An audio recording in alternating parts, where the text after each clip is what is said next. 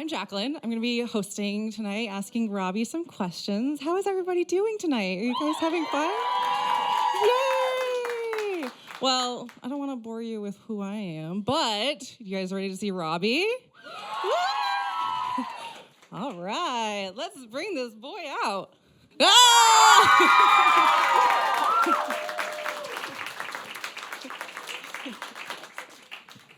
Hi. I almost fell down, sorry. Hi, how's it going? Hi. Wow, thanks for being here. It's really good to see so many people here. So many lovely I was friends. like, what if no one shows up? Yeah. And I said that would never happen. That would be sad for me. Yes. But all your friends are here. Everyone came out on a beautiful Thursday night. Look at all these smiling faces. I love it. I love when people smile at me. Thank you. Well, for people who, thank you again, everyone, for coming out on a Thursday night to see Robbie and to be here. This is a really lovely event, and we're really excited. Thank you to YouTube Space for doing this. So for anyone who may not know who Cavetown is, tell them a little about yourself. Cavetown is myself. Oh. It's like a music project that I started in 2013. I used to post on Bandcamp all the time. I made music in my room and videos, and I still make the music in my room. It's like my favorite thing to do. It started as a hobby, but I guess now I do it for money. But it's your job now. It's my job, and also I like to do it still. It's not just for the money. No, it isn't. Okay. Sorry. But yeah, I make music in my bedroom. I make videos sometimes, less often now because I'm busy. I live in London. I grew up in Oxford and Cambridge, so I'm a privileged little white boy coming from like a nice place in the UK. But yeah, I grew up living with my parents. I'm an only child. And they're both musicians, so the music has always been like nurtured through them. So I've been very lucky in my upbringing and always supported. And so today I'm in a very good, happy place. That's me. That's the whole thing. Wow! Yay! Thanks. And so you live in London now. Do you like living in London as opposed to living in Oxford? Or? Yeah, I like it a lot. I find myself not caring too much about places specifically. I care more about the people that I'm with. So I mean, I love my parents obviously, but I'm happy to have like my own space and to be able to hang out with my friends. Yeah. I live with 3 friends in London, and we all get along really well. And we have like this really cute house, and I love it. It was like a really good find as well, and it's really close to the station.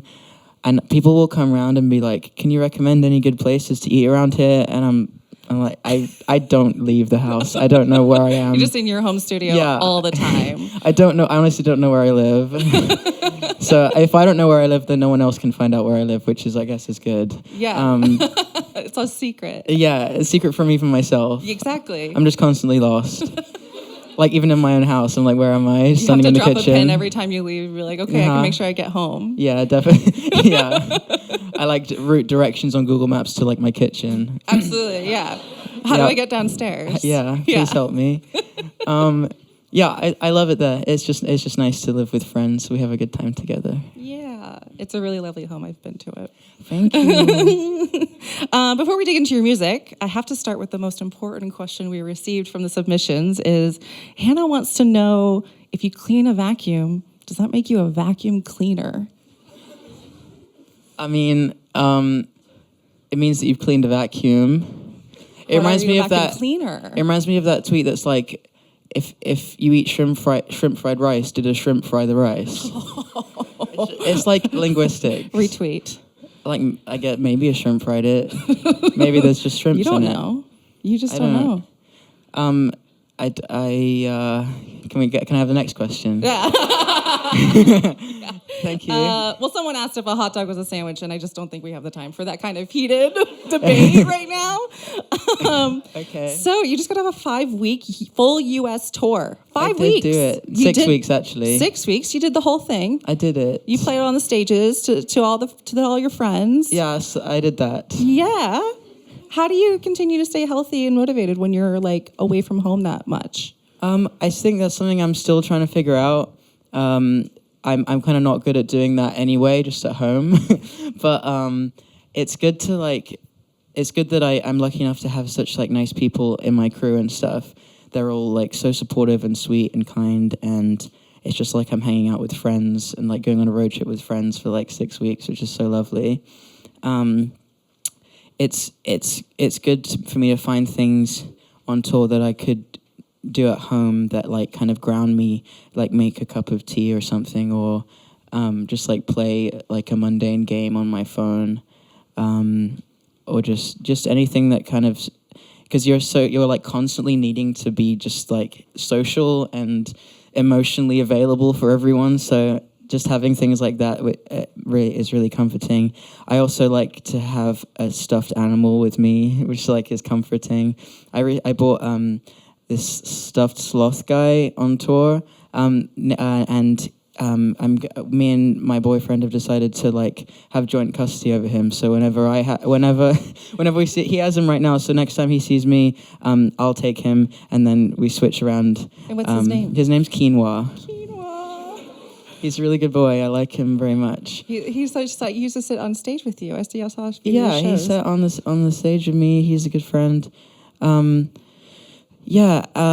Asking for like healthy foods and stuff on the rider is good to kind of force yourself to eat that. Mm-hmm. Like if you don't ask for unhealthy, although we kind of at first for like the first 2 weeks we were being really healthy, and everyone's like, I want chocolate. I want chocolate only and nothing else, and Soylent, and that's it.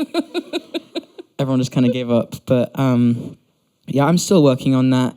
I think it's definitely like mental health is another thing that it's hard to stay in touch with on the road. And me and my friends had a few nights where we went into like the back lounge and like stayed up to like 4 a.m. just like talking about our feelings and just like opening up. Oh. And it just felt so good to just do that and just connect with people. So that was really nice. And it comes down to the people that I'm with a lot of the time, and I'm just lucky to have them. That's so nice. It's so nice, huh? Well, that kind of goes to this next question from Jessica. Wants to know what helps you relax when you're feeling anxious or stressed, even that can be on tour or even at home. Mm-hmm. These things that like I'll do to kind of separate myself from the crew sometimes on tour, like making tea or playing a game or something, would be things that help kind of calm me down. I also discovered that I always thought I was an introverted person, but I think this tour has shown me that I really do get energy off people and talking to people, and like if I don't have human contact for a little bit, I kind of like shut away into my little hole or whatever. So being able to just like talk to, even just like sit next to someone is just calming and nice, and it makes you feel like a person.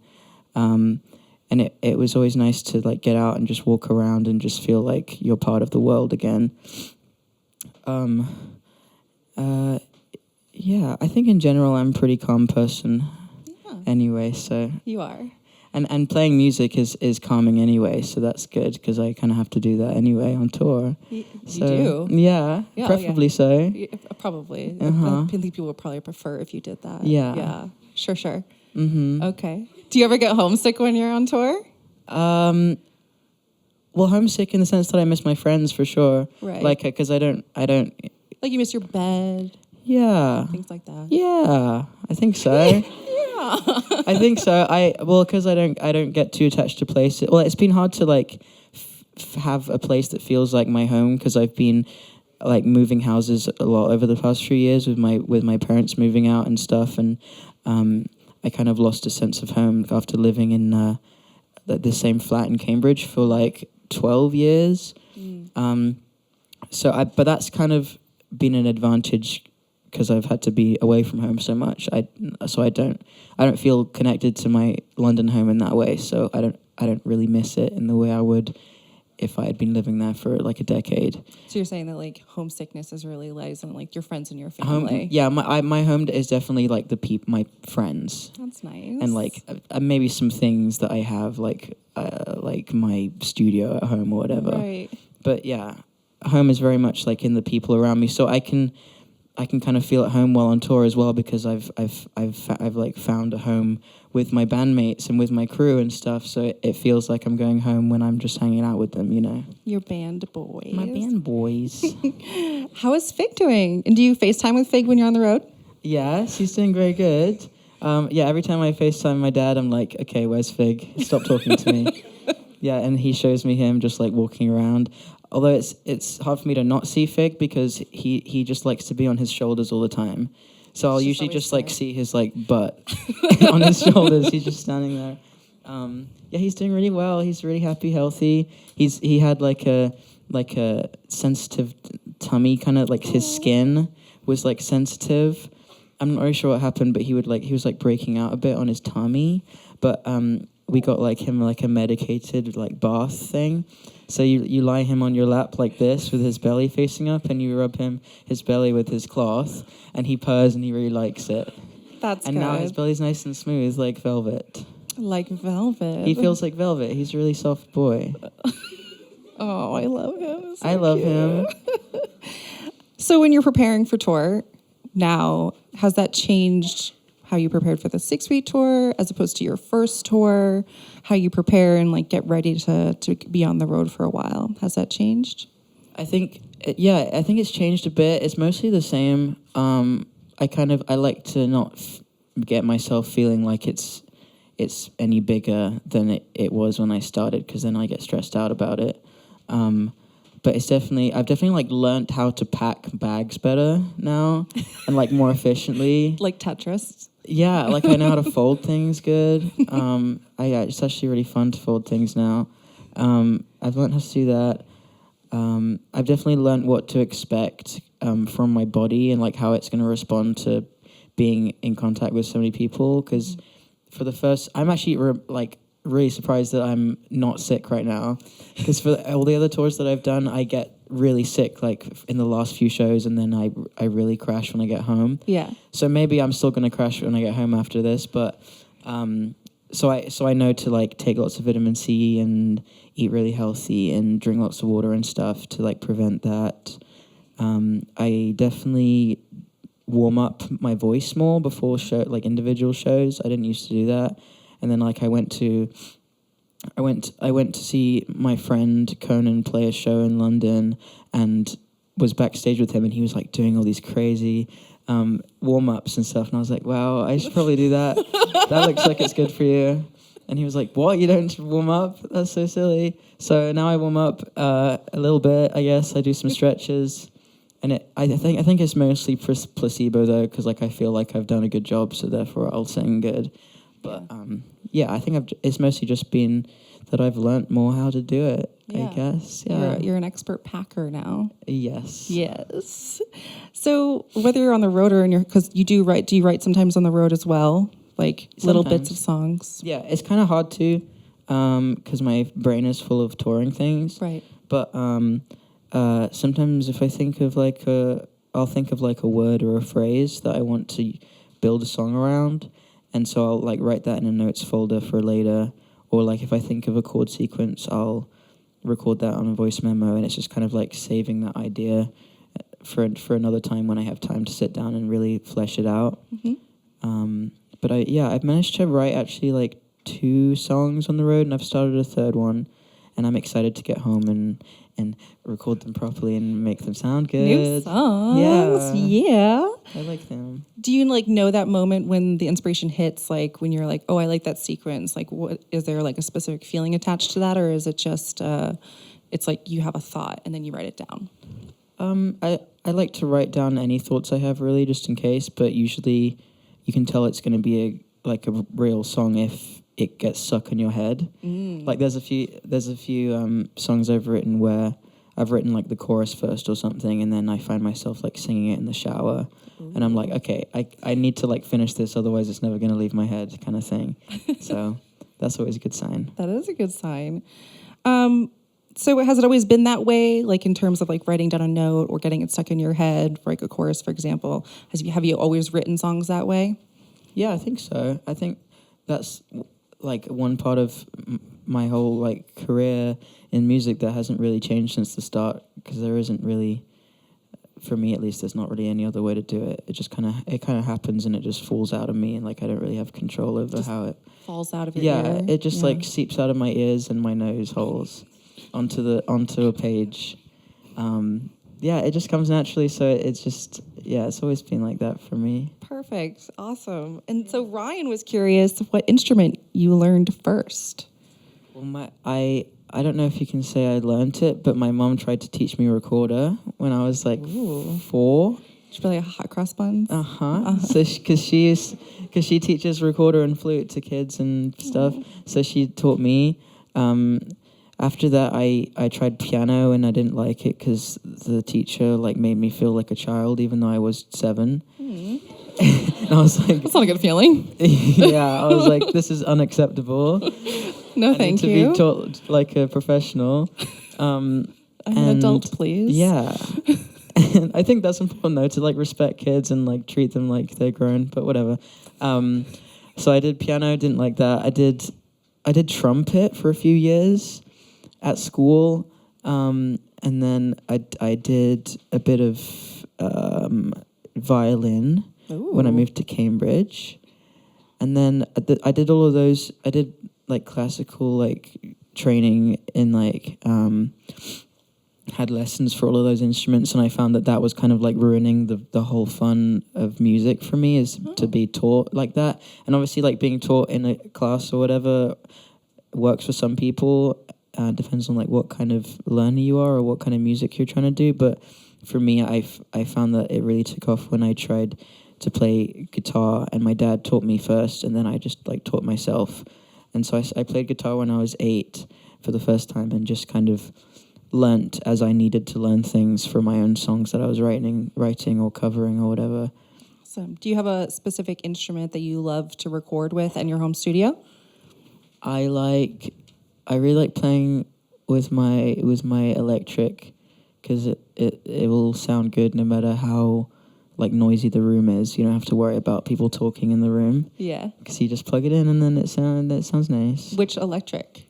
My I think it's my Jazzmaster at home. Nice. Beautiful baby. Beautiful baby. Yeah. I like it.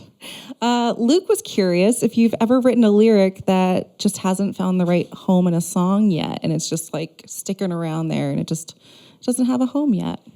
There's nothing like right now, but that definitely happens when I'll write something in my notes and just like wait for it to have a song that goes with it. And if I did have some, I wouldn't tell you. I'm not going to give away my ideas. Sorry. It's okay. Okay. Just don't let it happen again, Jacqueline. I guess. Noted. Thank you. Zachary wants to know, like, when you know a song is finished, like, is there a moment where you're like, okay, it's done, or do you just feel like it's never done? I definitely feel like it's never really done.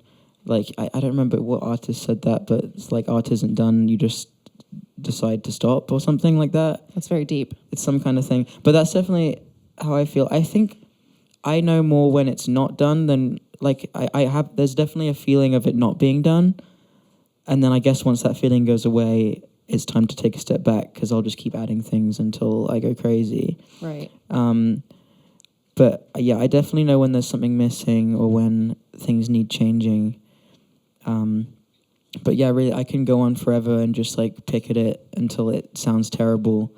So I think it's like a real skill to be able to just be like, okay, this is it, I'm done now. And I find it helpful to like leave it for a few days so that your ears forget it, and so you can listen again with like fresh ears and kind of have a more objective opinion on it. Totally. And things that are missing or things that sound wrong will jump out more because you haven't listened to it for a little bit. Yeah.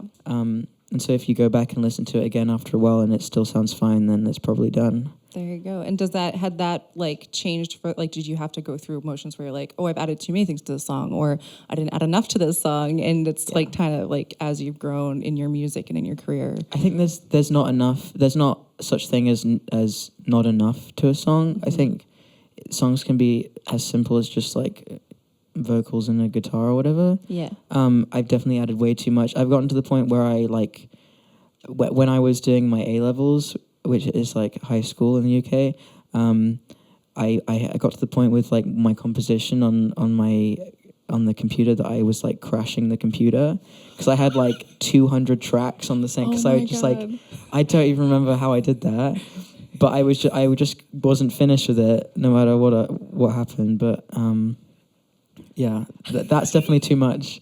You probably should have stopped. I can just see the computer just like smoking and firing. You're just like, you've put too much music into it. It was just like freezing all over the place, and I was like, Dave, what's wrong? And he's like, please delete some things. You're gonna Your break song's it. too good and too big. There's too many things.